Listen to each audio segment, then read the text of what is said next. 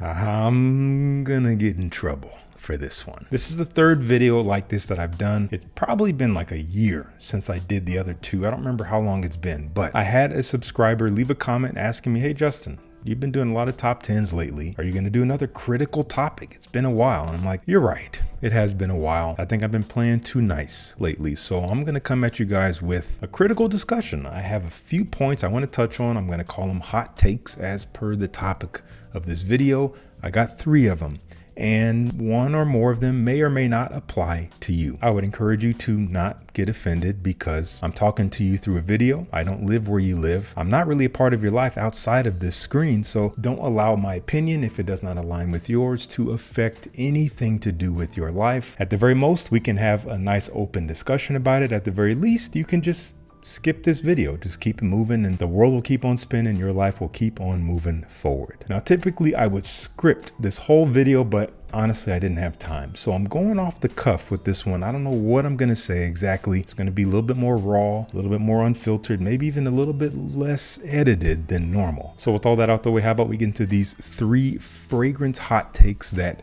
will get me into trouble. Hot take number 1, fragrance brands are putting out way too many fragrances. Now, this does not apply to all brands, but it does apply to all types of brands. No type of brand is exempt here. This is a general trend that I've seen over the last almost decade of time that I've been around, and I've spoken about this in past videos, but there was a period of time when a new fragrance release from a well-known niche or designer brand was so exciting because it was usually at least a year, if not more, that would pass before we would get a new release. So it was a big deal when you'd see the announcement, you'd see teasers come out and we're like, oh my gosh, there's going to be a new Mugler fragrance, a new flanker. Oh my gosh, what's it going to be? What's going to be the theme and all that? And it would drop, and then you try it and it would actually be very good because the brand spent a lot of time to develop it, to refine it, to make sure that it lived up to the standards that they had and lived up to just the message they were trying to convey through the scent.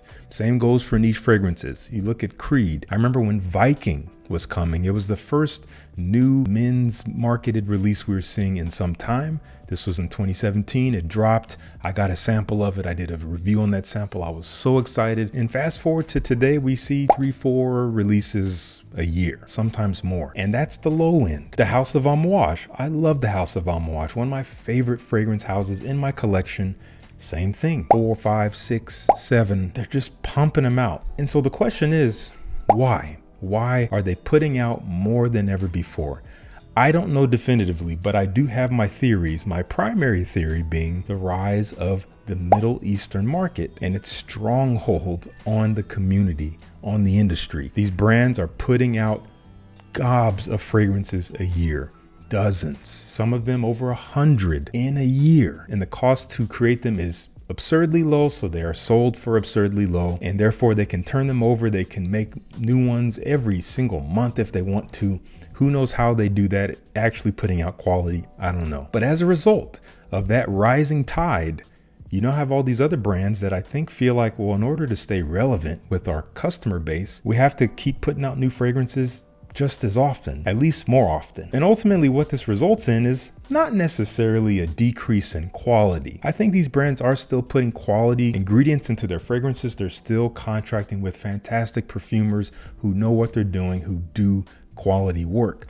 I think the problem is that when you rush timelines, or when you try to squeeze so many releases into a fixed time frame, now we sacrifice creativity. And I wouldn't say that that is the intention, but I do think it's a byproduct. Fragrances start smelling like each other, even within a brand, which honestly is kind of a bummer because then they just cannibalize themselves. But it's all in an effort to cast a wide net and hopefully offer quality, but the quality, unfortunately, is not enough these days. At least if you are someone who really appreciates the artistry of perfume. If you don't, if you just want something that smells good, then hey, there's going to be billions of options for you every year to choose from. Speaking of clones, hot take number 2. The scent of most clones is usually pretty close, pretty good in the opening, but the dry down, most of them fall completely flat. Now, I wouldn't say I'm a clone connoisseur. I have not gotten my nose on all the latest, all the hottest ones. I've had a handful of bottles in my collection over the past couple years that I've spent some time with,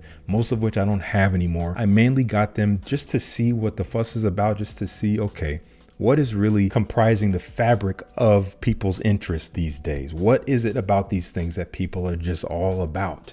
And honestly, I have yet to be impressed by one from top to bottom and to say like, you know what, this would easily replace the original for me. And that's just me, because some people would say, well, if it's close enough, then it's good enough. Hey, by all means, do your thing. But for me, I'd rather just get the original. I don't want a Chrysler 300 that looks like a Phantom. I want the Phantom. I hope that makes sense. For example, a hot release that came out a couple years ago from Armaf was one of their Club de Nuit flankers. I believe they called it Untold, and it was a Baccarat Rouge 540 dupe. Now, I did an unboxing video on that fragrance, and that video got a ton of views. And frankly, I felt kind of conflicted about it because in the video, it was just my first impressions. And in my first impressions, I was like, man, this stuff is kind of legit. They are giving Maison Francis Kurkdjian a run for their money with this one. They kind of nailed it. It had the ethereal nature. It had the nuance that you expect out of BR 540. It wore in a way that resembled quality. However, pretty much after that video was done, after I stopped recording, a couple hours later, I'm smelling it on my skin. I'm like, this is not good. It smells like rubber now. It smells like sweet, weird rubber. Quality has disappeared. The legs have faltered. They've crumbled. This does not live up to the original. Not to say the original is one of my favorite fragrances. Yes, it's a stalwart. It's obviously a favorite of many for a reason. There's so many conspiracies about it, but say what you will. And unfortunately, that clone did not live up to the hype. It did not live up to its opening. And so I had to come on camera not long after that. I did a couple follow-up videos where I'm like, guys, I'm sorry. I cannot recommend this fragrance.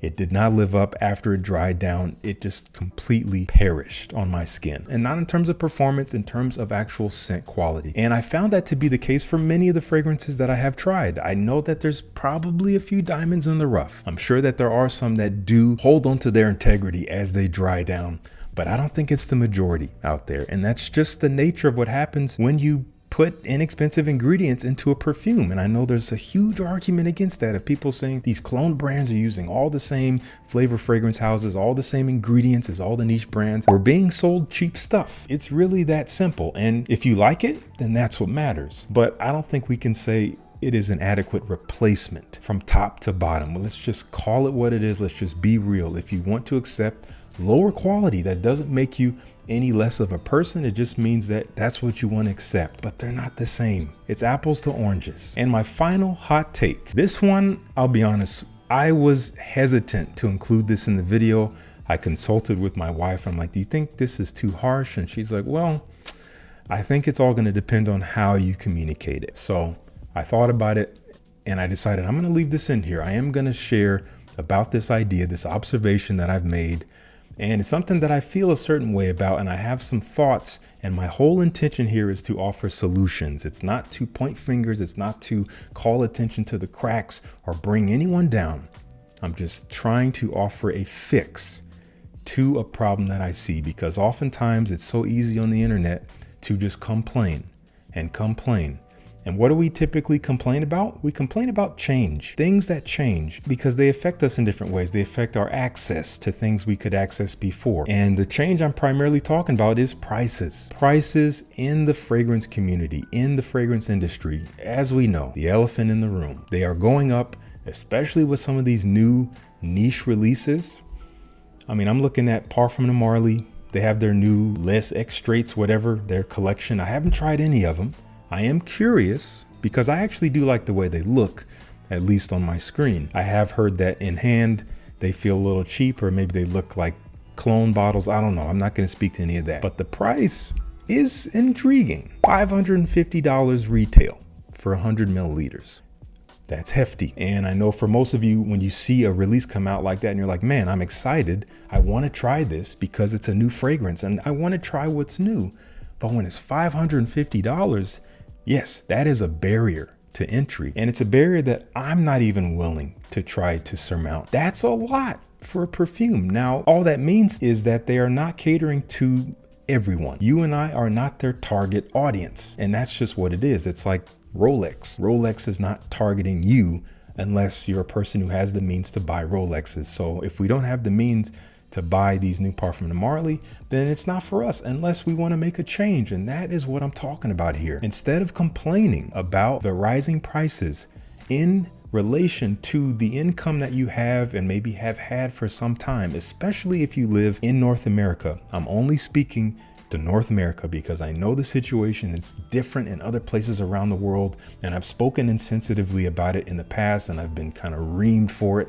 So I do apologize for those that I've overstepped. But if you live especially in the United States, then you're not trapped. We all have the means, fortunately, to change our situation whenever we want to put the work in. But it takes us thinking about money differently. It takes us thinking about how we actually earn an income differently. And here's the bottom line. If you've got a 9-to-5, which I'm sure that's most of you guys watching this, effectively this is my 9-to-5. I work a job that I just happen to own. A 9-to-5 is not enough anymore. That's just what it is. With the state of the economy, with inflation, with the rising prices of everything, not just fragrances, we're talking about food as well, like basic essential commodities have gone up. What do we do with those? Well, we typically buy them anyway because we still need them, and hopefully you can afford it, or you're going to make a change that will make you be able to afford it. But when it comes to luxury items like fragrances, which by definition we don't need, they are luxuries. When we see those prices going up, I just think we need to take a moment to stop and think. Is it serving you to simply complain about it without actually seeking to make a change in your own personal economy? Probably not. So I think at the very least for yourself, to save your sanity, calling out Parfum de Marly for their new fragrance release being way too expensive, in some ways it's fair. It's like, yeah, objectively speaking, this is pretty dang expensive relative to other fragrances on the market. But now what? I'll give you a small example. Amouage Reflection Man, one of my absolute favorite fragrances in my collection.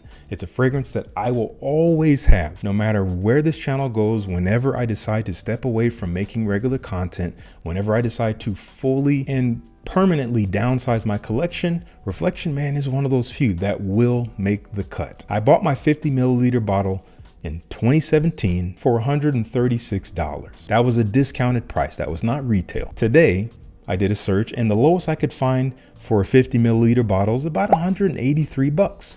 That's like a 35% increase over the course of like 8 years. Now that's not a ridiculously large increase. 35% is like, yeah, that's quite a bit, but we're talking like less than 200 bucks. So 35% within that range relative to your other expenses, it's not very much. But some would argue that the newer batches of Reflection Man don't measure up to the old ones, mainly that performance has suffered or that the scent has been altered a little bit, but I've heard that the scent is relatively similar in current batches, which I have not smelled. So if it is your experience that the performance has suffered, because my bottle performs great, but I've heard new ones don't. So if the performance suffers for you with newer batches, then yeah, I guess we could say you're getting less for what you're paying for than what you used to get. And again, that's not unique to fragrance. We've seen that everywhere. So we can complain about this, but I think it's more important that we solution seek. Once again, how do you reconcile with this? We should always look for a way out instead of sitting and saying this sucks. With the limited time that we have, let's find a solution. I'm going to share with you what I believe to be are your best options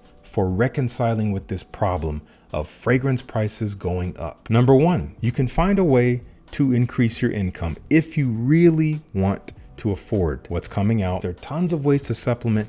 There are tons of ways to make some kind of more passive or ongoing income stream in 2025. I'm not going to go into all that. Some simple research will show you there are so many ways. There's no shortage of money out there to be earned. If you don't want to work for that, then that's okay. But that means you've made your choice. So that would lead me to option number two, which is pass it up. Skip these new releases, pass it on by, and just focus on what you can afford. No shame in that. Now I can foresee some pushback to this whole argument that I'm making from one particular angle, which is the fact that by the time you're seeing this video, my wife and I will have released our newest fragrance in collaboration with Zaharoff that we call Seamless Soul. It is a limited time release. It's a fragrance that took about a year to produce. We put so much heart, love, frustration, creativity, everything into this fragrance, and we're so proud of how it came out. But in relation to Reflection Man, which I just talked about, this is 140 bucks pre-sale price for 60 milliliters. My 50 milliliter bottle was once again 136 8 years ago. Today it's about 183. And I hope that speaks to the character of Zaharoff. They are out here trying to offer quality. They're trying to add value and not just trying to get rich. But the idea is that when you add value, you are rewarded for it. Well, that's all. I hope we made it to the end of this video unscathed. Play nice. Let's be respectful. I'm here to talk with you guys. What do you think about these things?